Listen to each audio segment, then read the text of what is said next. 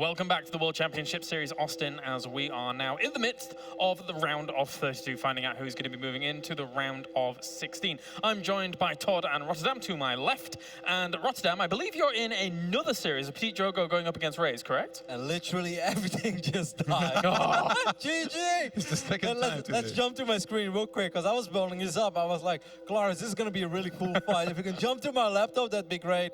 Well, there is only a GG screen right now. Drogo has just taken the lead over Raze. And just to give you guys a small update, that's actually a lower bracket match, basically in the little GSL group stage format that we have. Because Drogo lost 2-0 against ISONU, which I think is actually a pretty shocking result. I mean, some of the Chinese, they showed in the past that they can kind of come out of nowhere and surprise. Like, for some time, they were having very disappointing results, but then it looks like they're coming back a little bit stronger here. So, I guess, in a way, a surprise, because Drogo supposedly has been playing well, and we saw him do well earlier, but... Yeah, talking about one of the other Chinese that has been doing well, I was talking about TooDming against Aigis before. And game number 3, Aigis was actually playing pretty cool. There was one moment that I would have loved to show, but there's just too much StarCraft, so I can't. But basically, there were a couple of Hellions driving by, killing drones. People were like, well, that happens all the time. Yeah, but at the same time, he was dropping auto turrets in the middle line. It's like, well, okay, he's harassing at two sides. That happens all the time, too. But then the drones were being pulled to an extractor, and then there was a Banshee on top of that extractor, killing all those drones. So that was actually super cool. It was like some triple harass. He killed 25 drones, but he still lost, so maybe it wasn't that cool. It's funny, as soon as he started saying he did something cool, I was like, he probably lost that, didn't he? TooDming took that serious. Such a roddy thing to do. No, it was awesome. I mean, I felt like I was watching a basketball game, you know, alley-oop, slam dunk with the Banshee was pretty cool, but unfortunately it no wasn't clue what you're talking about. A new version of Star Strikers. The NBA playoffs are going on right now, guys. Are they? What's We're the in NBA? Texas. San Antonio hype. I mean, I know it's not exactly Austin, but... Texas is a good team? Or? Yeah, San Antonio. Yeah? It's not too far from here. They're awesome. Who knew? They could very well win the locals, Western I guess. All right, well, that brings us very nicely on to our next match, which is going to be coming up. It's going to be TooDming going up against ShoWTimE, the gentleman that was the only person in 2016 to win one of the WCS Circuit tournaments and bag himself a spot for the global finals. He is looking on fire right now. Yeah, ShoWTimE is supposed to be the heavy favorite, but he lost the map against GameTime. So unless he was thrown off by his nickname, that's a very surprising result, I think. But just even lose one map. I agree. I just thought it as well. I was like, what? But at the same time, it's really cool because GameTime is just having the tournament of his life. People expected him to drop out in the first group stage. They expected him to drop out in the second group stage. And now he just took a map of ShoWTimE. I mean, that's amazing. I mean, he's lower bracket, but he's not done just yet. But I agree with Todd. ShoWTimE, you have many people here that we're going to build up and say, like, this guy's really good, that guy's really good. But ShoWTimE is absolute upper class of favorites. Like, when you talk about top 3, top 4 favorites for this entire tournament, ShoWTimE is one of them. Yeah, you would think ShoWTimE, Nurchio, Serral, Neeb. Yeah. Totally world class, really. I mean, if you think about how ShoWTimE has performed in the past month or so, there's only 2 players he's actually lost to, which has been True and Nurchio, but everybody else he just kind of dominates. So what's the key to ShoWTimE here? Does TooDming even stand a chance against the powerhouse that is ShoWTimE right now? ShoWTimE has lost to Zergs, as you just mentioned, so maybe that's the one matchup in which like he's more likely to lose. A lot of the time, I mean, he's just so consistent, right? Yeah. He's consistent, it feels 99% of the time, so maybe here, if he's feeling not as good, TooDming can surprise. The fact that TooDming also is not a local player that you don't necessarily know that much about, even though he has his own style, you know, he plays aggressive and players kind of know that he loves his roaches and his attacks. It's not really a big part. It's not really a big part of the meta right now, right? You see a lot more Zergling, Baneling, and Hydralisk, so if TooDming was to play his own kind of Zerg, as much as he could surprise ShoWTimE, he could also be really bad and he could get crushed. Yeah, maybe thinking back of some of the games that we saw in Challenger, ShoWTimE did win the European version of Challenger. But if you think about that final series start, it was a best of 5. He was down 0-2, then he turned it around. So that could tell us that sometimes ShoWTimE can perhaps be caught off guard by a certain playstyle. Obviously, the more he plays against it, the more solid he becomes because he's ShoWTimE. So maybe the fact that this is a best of 3 could work in the advantage of TooDming, and maybe TooDming can just play crazy as some of these Chinese Zergs like to do, and maybe can somehow steal this best of 3, but that'd be the upset of the tournament so far. A lot of the Chinese Zergs especially are the kind of guys that do play very mid-game heavy, very just heavy, like Roach, Hydras, let's go, let's go, let's go. Just say it, Shigua, like all we all remember, we all remember like just the massing of roaches and the consistent attacks. The problem is, like I said, it's not really a big part of the current meta, and even if he was to play something like that, I feel like ShoWTimE is just too solid to die to this style, so I guess we'll see. All right. What's up, Rotterdam. I just see something that I absolutely love. No. This is something I love because I was. This is something really cool where you will lose after. This is really cool. Can we please jump into this game real quick? Because this is something I've been talking about for like the last 17 times. I casted a game on Proxima. It never happened. So Raze, I actually don't want to talk too loud because there is a small chance that the players can maybe hear us. But basically, he scanned the main base, and normally he's doing that. Yeah, and normally you always you see a certain tech building, but he saw that wasn't actually the case, and now he switched it up. And this is just an awesome build. I think this is the sickest build on this map.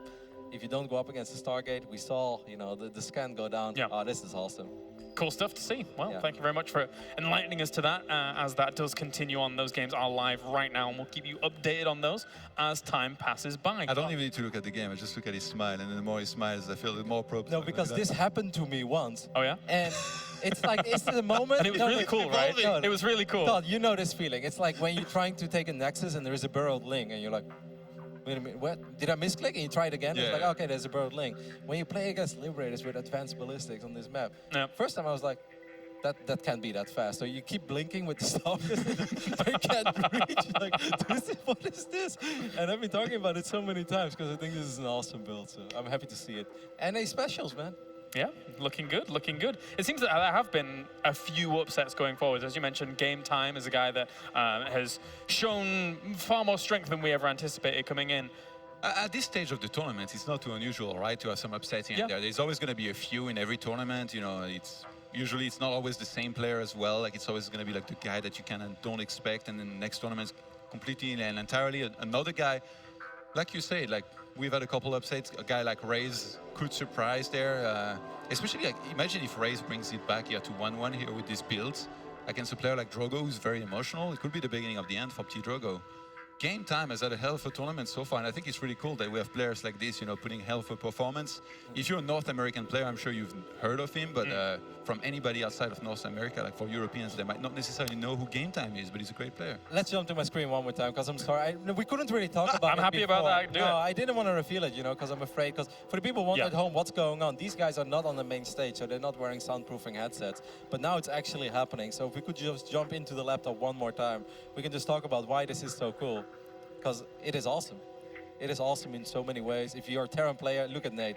Nate is thinking, he's like, yes, I've done He can't even see the game. He's only looking at you. Yeah, because he knows. Like, look, You know that Jack Nicholson gif of like him showing, yes, yes? Sure. That's Nathaniel. Didn't Nate create this? Drogo is currently on 2 bases, and he's not able to mine out of either of them. Ooh. So he's going to try to run across the map. He's doing some damage, maybe with the adapts. There's got a few Marines there. Yeah. Isn't Nathaniel piloting one of these liberators right now? Yes, probably. America! All right, anyway, I just want to show you guys, this is a great build for this map. If you don't go up against the Stargate. Thank you very much. We'll show you the game again in 2 minutes. Yeah. When something extra It's cool like, happens guys, this once was again. awesome. Raze lost 0-2. Hopefully not. No, hopefully not. Hopefully not. So we're just still waiting now on TooDming and ShoWTimE to get ready and prepared for this. As if I am saying something officially bad, I didn't even realize we had that going on, but there you go. You can send your tweets alongside. Raze says that if he makes it through this group, he's officially the best bad player at DreamHack. The best bad player. That's so Could good. have just left it at best player. Yeah, Let's you take could have. that. All right, gentlemen. Well, thank you very much. I'll check in with you for in a moment. For now, we're going to head over to the stage with Smix.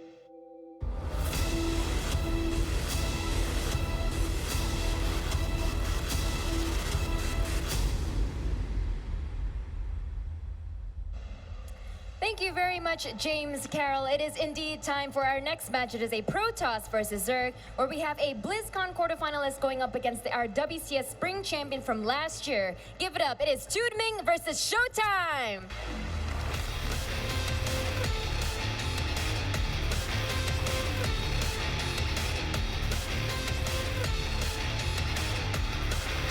Thank you very much, Sue Lee, as we do now get into this TooDming going up against ShoWTimE. And ShoWTimE looking like an absolute power heist right now. I know that I want to ask you guys tons of questions, but you guys seem fixated on that laptop. Yeah, I think Raze is almost dead.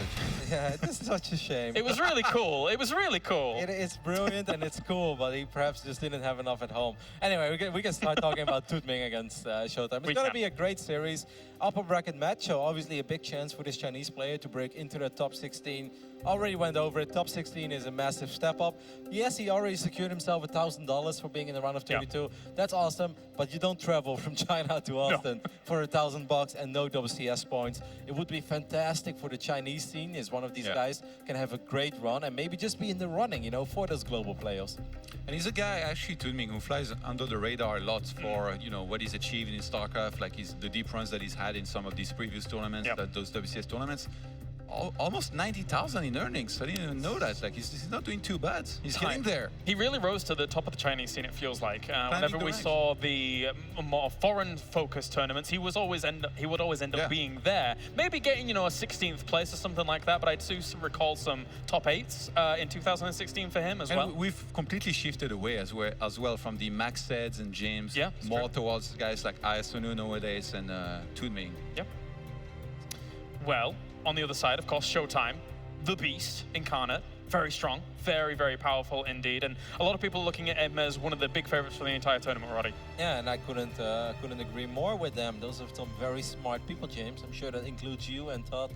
Everybody that looks at ShoWTimE will say, like, this is one of these tournaments. If you look at the player lineup, it is very, very likely that we're going to see ShoWTimE in the final in the end. Because this is also, you can just also look at it from the other players' point of view. Who in this tournament is like, you know, if I would get ShoWTimE in the quarters, that would be all right. There's nobody who says that. Not even Neeb, not Serral, not Neeb, Snoot or Nurcho. Nobody wants to play ShoWTimE, and that just shows how strong he is. The only guy to ever say that was Elaser.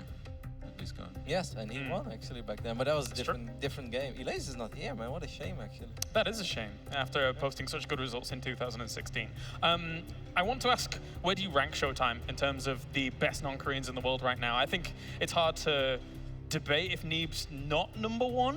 What do you guys think? I think ShoWTimE's number 1. You think he's number 1? Yeah. Arguably, right? Like you would put him in top 4 for sure, but possibly number 1. The way he's been playing recently, but that's the beauty with these tournaments, though. Like he very well could lose to somebody like Nurcho or Neeb there, and then all of a sudden we've got a new number 1. So a lot of the time it's going to be between these guys.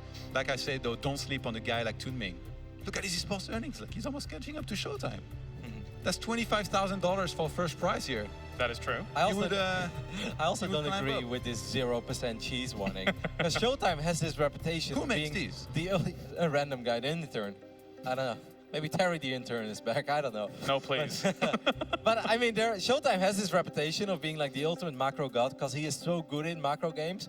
But if you actually go back through his tournament runs, like deep runs where, for instance, he won at tours, multiple 7 gates, 8 gates, because he has the reputation of just always macroing, he actually cheeses way more than people give him credit for. He played to his image, though. That was the good thing about it. Yeah. But now in a matchup up against somebody like TooDming, who he might not be as familiar with, I expect him to play more standard, and TooDming might be the one trying more stuff outside of the box. Yeah. I would say if there were to be one of those two players to do that. Regardless of where the numbers are at, it's very clear that TooDming is far more vocal and loud about his more aggressive stances and aggressive moves, right? I thought there was going to be a joke about how great a singer he is somewhere in there, because he's a great singer. One can only imagine. Never went to a karaoke bar with him. No? So, no. There's still time. I think he was at WCS one time over in Cologne, and he was singing like really loud, and I was trying to play some ladder, and I had to ask him to tone it down a little bit. Did you bop But him? he was a pretty good singer. Wasn't there, Todd? You would have loved the whole scene, wouldn't you? Probably. Probably.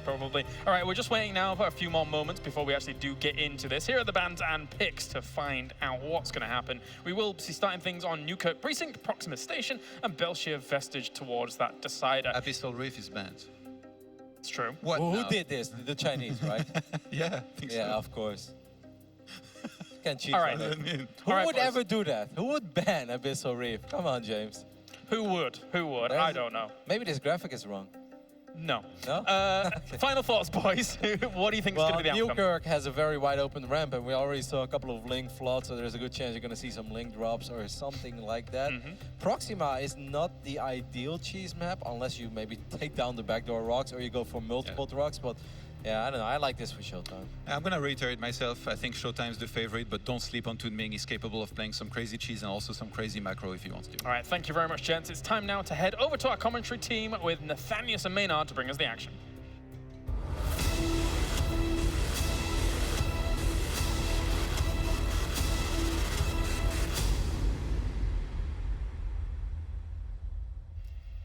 G'day guys, welcome back to day one of WCS Austin. We are in this PvZ. Game one has begun on Neeb Precinct, and let's get into it. In the bottom left spawn here, all the way from China, this is the Zerg, TooDming. Normally known for his amazing hair, which he has chosen not to bring Yeah, to the he wonderful left it at home. state of Texas. He faces off against this man in the southeast position, the red Protoss player hailing from Germany. He is ShoWTimE. Crowd favorite here. And why not? This guy has made top 8 of BlizzCon. He's a WCS champion. He has a ton of fans. And like the guy said, He brought those arguably, good looks with him too. I mean, they go wherever he goes. There's not much they can do about that. I mean, you and I suffer from the same problem, Nate. Yeah, it's a curse. It's a curse, and it's a blessing and a curse at the same time. But, you know, this kid, he's just been so in charge. It's really been his year. He's won a tournament as well before coming here, so he's, like, well and truly practiced and ready for this tournament. And I got to say, I agree that this guy is an overwhelming favorite for me in this series, but the only thing that could upset him is some craziness from the Chinese Zerg, I think. And I think that's what you have to expect out of these players. ShoWTimE with the probe scout, looking around, wants to block a potential early third base. When you think about way that these Chinese players like to play when they come out to these tournaments and they come out to WCS, guys like TooDming, Shigua, you kind of see a lot of similar patterns around them. They like to get those bases up very quickly, and they play with a lot of lings, a lot of roaches. You don't usually see them rush up to that higher tech. You don't usually see the reliance on the late game play. It's going to be trying to bully ShoWTimE off of a third base, or maybe get one of those ling floods that the guys in the desk were talking about as he tries to take his base. So I think that ShoWTimE, his key to success for him is going to be to play as straight up as possible. If he wants to throw in some cheeky play, I mean, we all know things like Dark Templar into the Archon drop is actually pretty normal, so we'll see where he decides to go from here. Yeah, I mean, even though the Chinese meta is a little bit different than, you know, Europe and that sort of thing, the Archon drop is pretty much in every single ladder that you can play StarCraft 2 in. Yep. It's very, very common. It's like the 2-1-1 for Terran. You see it every day. It's just that good. It's just that good. And that's the thing. Like, even if you know it's coming, it can still crush you. But we do see that it is actually being head, and he's starting to get Stalkers back at home as well. So this could be something a little bit interesting out of our German Protoss here as the Adept comes up into the natural, doesn't get to see too much, just shades away for safety. And you see those two Overlords flying across both the main and the natural, and you do want to deny that scout if you can. It turns north, so it will not see the Twilight Council on the southeast. Did he see the robotics facility is another question, but there's the Dark Shrine starting up. Overlord has absolutely no idea what is going on. He missed everything that he could have possibly missed with his 2 scouts. Yeah, that's actually quite bad for TooDming here. For all he knows is there's an Oracle on the way, Yeah. but we know there's not. Yeah, I mean, a lot of Protoss, Neeb included, they prefer to go for the Oracle openings, but ShoWTimE going for ye old Dark Templar pressure into Archon Prison. And we have the Roach Warren and Lair on the way here for TooDming. Yep. Now with the lair timing, it should be enough for him to be able to get out an Overseer. It is important, of course, that he recognizes what's happening so that he builds that Overseer, maybe has a Spore Crawler or something. He may just blindly build Spore since he doesn't know what's going on, and it could very well be that Stargate play. Okay, cancels the Roach Warren for an Evo Chamber. Interesting. Yeah. Perhaps wanting to go for Ling drop question mark, Yeah, but he decides that he wants to change his tech Now- halfway through it. He can't get Roach Speed, right? Because he won't have the Roach Warren when the lair's done, That's so he's right. just going to go straight into Hydras or Mutalisks. Could do, like upgraded Lings, definitely an option here for TooDming. He could Yeah. get +1 for the Lings. I feel like it's a little bit late if he wants to. He could just, I mean, Overlord drop, he's not in position for that kind of thing, so it's not going to be that. And the Dark Templars are starting to get warped in here for ShoWTimE, and he's starting to get across the map here with this War Prism as the 3rd Nexus gets dropped down. Yes, so the 3rd base on the way for ShoWTimE. As you said, that Prism is coming in. 2 Spores are on the way. If you were to drop both DTs, actually the Spores looks like they're at the 3rd and the natural, not inside of the main base. So these ETs Well. can run around for a little bit. They can. They're going to get a Queen here. She goes down. Overseer just being morphed now for TooDming. Luckily, he is on Lair Tech, but like you said, Nate, no Spore on the main, so he's going to get drone kills as well as that Queen. Production nice. and economy being hit here. Very nice. Gets the Queen, gets those 4 drones. Now he can pull back, warp in 2 more DTs if he wants, go for the Archon drop, and that's exactly what he's going to do. Meanwhile, Hydralisk Den is finishing up, but you know, with that micro, there's a lot that you can do as a Protoss player, and the most important thing that you're going to do is keep the Zerg away from you. There's no 4th base for TooDming, so the Protoss is going to be on even economy, and that's always a good time. Now, these Archons actually, with good micro, can engage these Lings and still win. And look at this micro from ShoWTimE. Pretty nice here, but the Queen's making it a little bit awkward here for the German Protoss. The Archon's doing a lot of damage against that army, but not quite critical. The Prism too low here to keep engaging. Beautiful micro. The Ling pops by, sees the third base. He's like, oh my goodness, okay, so things haven't been going all that well for me. That units lost tab speaks volumes about this game. He was able to execute all of his pressure flawlessly without losing a single resource. Pretty flawless here for ShoWTimE so far, I gotta say. And being flawless in StarCraft 2 is not something you can do very, very lightly. So we do have some creep tubing tonight here, and that's the creep spread for TooDming's pretty abysmal at this point anyway. So getting rid of that is nice for the German Protoss as he gets his gateways up, getting more production, and he's going straight into charge lot with +1. Yeah, I like this. Get those Zealots right on top of those Lings and Hydralisks that are very easy to rip to pieces. Just have to be cautious, of course. The fact that he doesn't have the Roach Warren really gets rid of the buffer that you use to block Zealots. The only thing that I'm a little bit nervous about is where that Prism is. What is he doing with those Hydras? Looks like it's coming home. Yeah, so he did bring it back. The Hydralisks, if he was able to catch him outside the natural or the third base, that could be catastrophic. You do not want to lose those Archons because right now this setup is pretty powerful for TooDming, but I feel like there's already enough here. He's got 2 Immortals, the Pylons for overcharge, Sentries to pop the Guardian Shield, and those Archons are still ready and waiting. They are, and the Archons look like they just picked up an Overlord to the south here. Archons getting morphed in to reinforce. TooDming with a very low Overseer here. I think that's his only detection in this army. So if that goes down, this could be trouble here with a Dark Temple reinforcement. Nice forces here, catching a Hydralisk and a bunch of Lings as well. And TooDming not finding an opening at all to get anything done with this army. He's adding a lot of Archons to this army. He's going up to 4 now as charge finishes with that +1 attack. And Baneling Nest is coming in, so that's very important. But he's going to be quite far off of Baneling's speed. If ShoWTimE decides that he wants to go for this push, having not those speed Banelings could really put him into a bad spot in terms of getting the engagement position that he wants on the Zealots. Yeah, I mean, he's going to have mainly Lings and slow Banes here with the Hydralisk to boot. And if they don't get the sick connections here on these Sentries or their Zealots, which are hard to get, by the way, with force fields as good as ShoWTimE, he doesn't have a ton of energy, actually. He's going to kick right up into these. If he's able to get the Sentries in position, okay. He's not, but the hatchery is still here. He'll be able to destroy this very easily. No cancel. Whoa. Bye-bye money, I guess. Yeah, no cancel there. Sentry's a little exposed, but they do micro back. The big daddy Archon soaking the damage from those Banelings there. I love that he throws the Zealots there, and he has these Sentries that can force field the ramp, pulls off a few more of the Hydralisks, but most importantly, he has that opportunity to kind of create that buffer space with those Sentries. He's just about out of energy, though, but I think he's already getting more than enough damage done. The third base being ripped apart. It's a 2-base Zerg at this point, basically. Yeah, and there goes all the Banelings for TooDming, and just Hydralisk left here for him, and he is in a lot of trouble. That hatchery's going to go down to these charge lots. Yeah, now the charge lots move straight in and rip them apart. ShoWTimE takes game number 1. ShoWTimE indeed. What a commanding game 1. That was not close at all. That was crisp and clean, Maynard. He was like, okay, I'm going to go for a very normal setup. He gets the Overlord Scout. He denies the Ling Scout.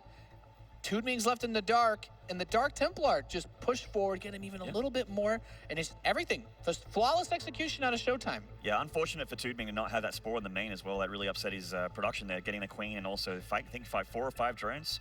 We're going to head at the desk with Kalaris and the boys, see what they think, and about the other games as well. Thank you very much, gents. Yeah, looks like ShoWTimE doing very well for game number 1. I've got to ask you, 2 Protoss brethren over to the left. Honestly, our Dark Templars are supposed to be able to do that much in the current state of Protoss versus Zerg. Well, unless they're against Stefano in Nation Wars and he's not ready. No, not really. Sorry, I have to go there every time. Still traumatized by this, but no, not really. But it's kind of what we expected, though, right, from the series, like ShoWTimE being a little too good for TooDming, and so far that's just how it's gone down, I guess. Yeah, just dominant by ShoWTimE. There's really not much else to say about it. From start to finish, even that final attack. It's playing off a couple Zealots, just making it look easy. And the moment that the Protoss is up in supply in that phase in the game with Archon and Immortal, it's like, okay, we don't even really need to look at the supply anymore because we already know how this is going to play out. Okay, you're going to relax first. There is nothing. Still look at it. There's nothing you can do anymore as a Zerg with that economy. So it's just rough. Doesn't mean things can change for him in game number 2. I mean, it's going to be a very different map. Proxima. I don't think we'll necessarily see the same opening coming out of ShoWTimE.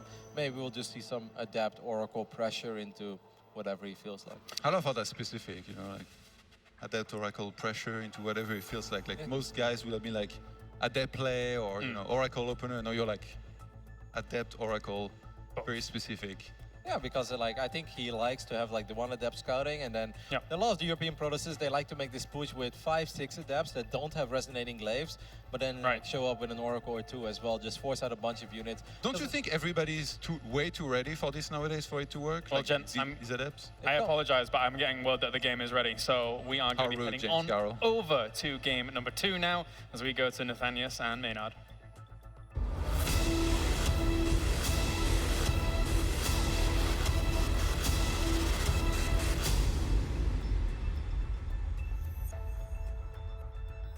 All right, welcome back, guys. We are in game number 2, and let's do it on Proxima Station.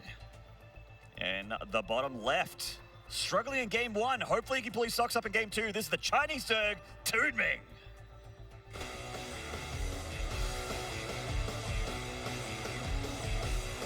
Having a very difficult time against this man in the northeast of Proxima Station. The red Protoss player leading 1-0. He's ShoWTimE. I would actually love to see the replay of the first map and just see how many units ShoWTimE actually lost That in the game. unit's lost at 6 minutes. He was up.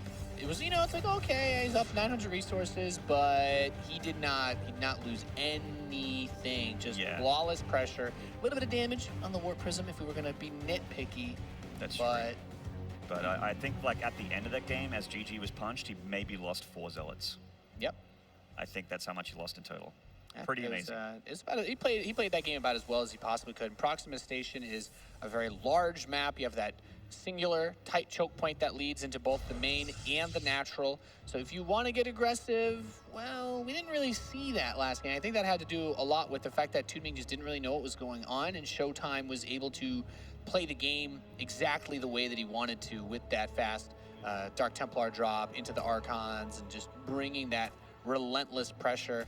And even this is Probe. Once again, he knows he wants to take that fast third base. He knows what these Zergs want. Ooh, another block there of that Probe. Being very annoying is ShoWTimE, but that Probe has overstayed its welcome and needs to leave. Oh, the mana pylon block here from ShoWTimE. He actually dropped that pylon immediately at the beginning because a lot of Zergs have actually been taking this front hatchery as their natural to make it a little bit easier to get creep spread between the main and the natural there, and then taking the pocket base as their third. Leaves the Protoss guessing a little bit, but you know, most Protosses do open Stargate, so they generally get to see what's up anyway. But this pylon block is nice for ShoWTimE and upsets TooDming because where do you take your third on this map, Nathanius? It's not very. You're not starved for choice here. You know, as close as that gold base looks, it is a hop, skip, and a jump to get over there. You have to go quite far because of those rocks. So you definitely are in an uncomfortable spot. And it's like, okay, he's making 8 Zerglings. Okay, well, he's got the pylon cleared out, so what exactly does he want to do with this from this position? Because ShoWTimE's building that Stargate, and just looking at the way his main base is situated, there's just one way to get in, and guess what, Maynard? ShoWTimE knows how to play StarCraft. He's going to block it. You're not going to be able to just walk straight into his base through the front door. That's not how it works. An evolution chamber, however, makes things a little bit interesting. This is almost certainly Ling drop play here. A bunch of Lings being made, speed being made from TooDming, these well-positioned Overlords. And this, a lot of Zergs, even like, I'm thinking like Nurtio versus Zest on this map, back in Katowice, they just go for huge drop play with a ton of Lings and just circumnavigate that tight little choke that you get as a, as a Protoss and as a Terran. Very easy to wall off. And the Zerg just circumnavigates completely with this cheeky little tech move. It's one of the reasons why I love this map versus Protoss myself as a Terran, because there are so many different ways to get in with your drops, be it Marines or Zerglings. So the first dropper lords are now on the way, 2 of them in production. The Oracle is going to come out. It'll probably pass by this drop as it starts to hit. That is a crucial moment because the Oracle can't really kill all the Lings since they can just go back into the Overlord, but they can make you not bring the Lings out. He can save probes for sure. But it also means he can't go on the other side of the map and harass. And there we go. The Oracle sees it. What's he going to do? Go across the map? Wait for the drop? No? Okay. That's a really awkward first date, you know. I see what you're carrying. Like, you're not coming in. You want to get a drink? You have to leave. You have to leave your Lings outside of the premises. The cold shoulder here from the Overlord, not having a bar of the advances here of this Oracle. No, that Oracle turns wants away tonight, but it's not happening. But there's the other Overlord on the right side. You know, the wingman is ready to go and try to penetrate the natural expansion. But there is a Void Ray on the way that will be able to shut both of these down very quickly. They're uninvited guests will be out of the way very quickly. That's right. And the Eastropol is going to take a little bit of time to get over here. There's, of course, a Mothership Core. There is a pylon in position with the Stalker as well to DPS that Overlord down. I mean, if he overcommits here, if he's not watching this Overlord, he's going to actually get this Overlord killed by this Stalker and pylon overcharge. Yep. The Void Ray with its prismatic alignment can absolutely burn this thing down. The League's actually finding an opening in the front. Wow. What? Okay, so they managed to get inside of the front. The Adepts move very quickly into a nice choke by that pylon. This is right as that Overlord gets the drop on the right side. He actually surrounded the Stalker very quickly with those Zerglings. But now is where the Oracle, with all of that energy, actually becomes useful once again, as it can help to clear these Zerglings out. He does need to close off the front and make sure that no more of these Lings flood in as he continues to move forward. ShoWTimE hasn't dropped the pylon here, no block, and the more League's coming to reinforce. He's trying to get his third Nexus up, but he needs to worry about his main right now, Nathanius. Yeah. I mean, he is doing all right against these Lings. Not too much damage done. Yeah. That's just I guess he realized, he's like, you know what, I can't kill the Adepts. I don't have anything to back up and deal with the fact that ShoWTimE was taking a third. He just tapped out. And wow, a shaky series for TooDming there as ShoWTimE just gets a very quick and very crisp 2-0 over the Chinese Zerg. Yeah, that happened. A very, very swift victory for the German Protoss. I think one of the fastest series we've had at this tournament so far. That's goes to show that even at this high level, there's a big difference between some players. But let's go to Smix on the stage for an interview with ShoWTimE. Thank you very much, Maynard. First of all, congratulations, ShoWTimE. Some jubilant fans in the audience there, but now you are through to the round of 16. So a lot of people are looking at you as one of the heavy favorites at this tournament. What are your thoughts on that?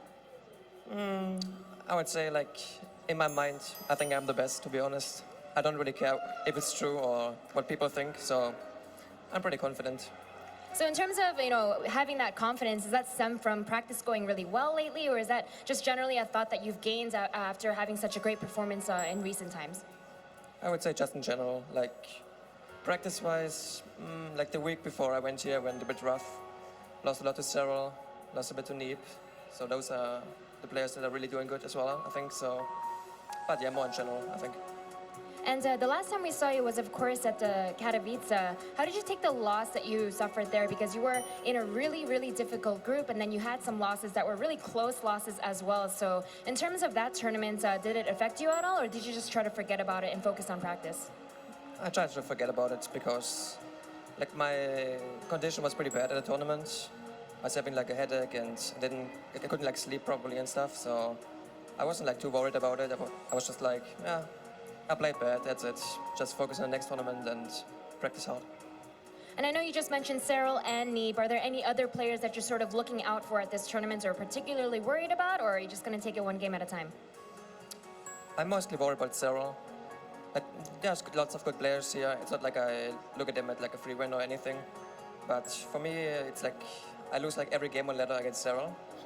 So it's a bit frustrating and I'm really scared of him. And I know that you are a pretty cerebral player. I know that when you lose to someone, I know you think about it, try to think about what you can do against them. So what is it about Cyril that you think you're sort of having a difficulty with? I'm not really sure. He defends like everything I do really well, and he's so strong in macro game. Like, versus a lot of Zergs, I'm pretty confident in late game, but he does like this thing where he makes like 50 spores and he pushes you, and it's really, really hard. But yeah, I'm not sure what's so special about him, but he's just really, really good. Oh, congratulations again, and best of luck in the round of 16. And with that, we will be wrapping up here on the main stage. But for now, let's head back to Claris.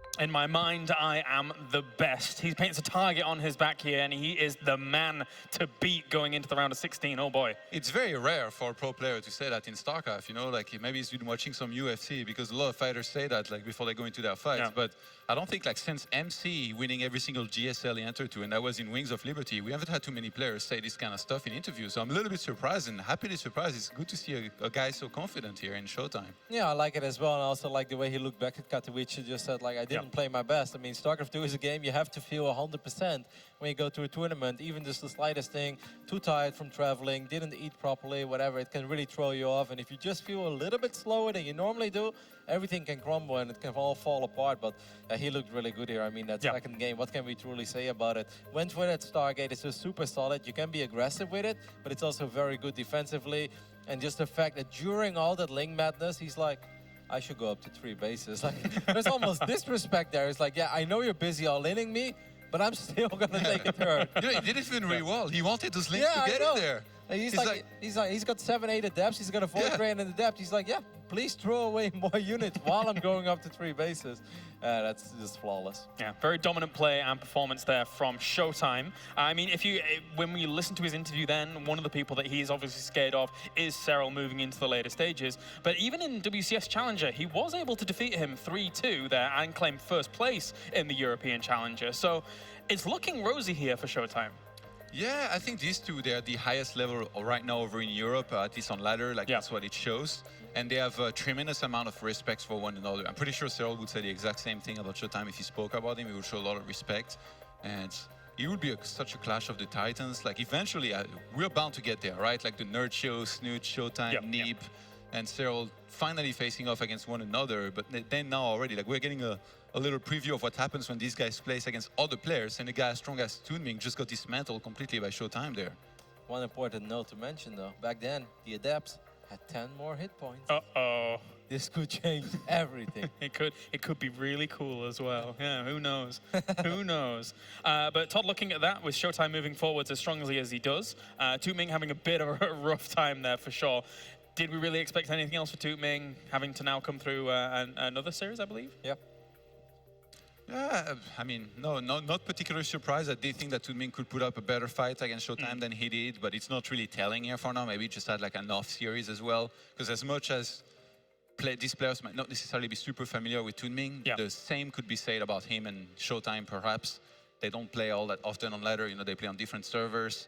And even though you could study ShoWTimE's VODs as much as you want, like this guy can just mix in so many different builds, and he's just good at standard play as well. Sometimes it almost feels hopeless when you study a guy who's just good at everything, and you watch his VODs, and it's only going to break your confidence more than anything, because you just realize how good he is.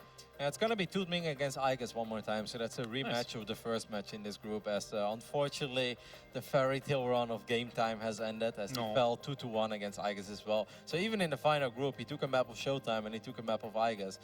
Definitely an awesome run by game time. He'll be back. He will be back. He will. Well, thank you very much, gents. We're going to go to a short break now, and when we are back, more action here from the World Championship Series Austin, live from Texas.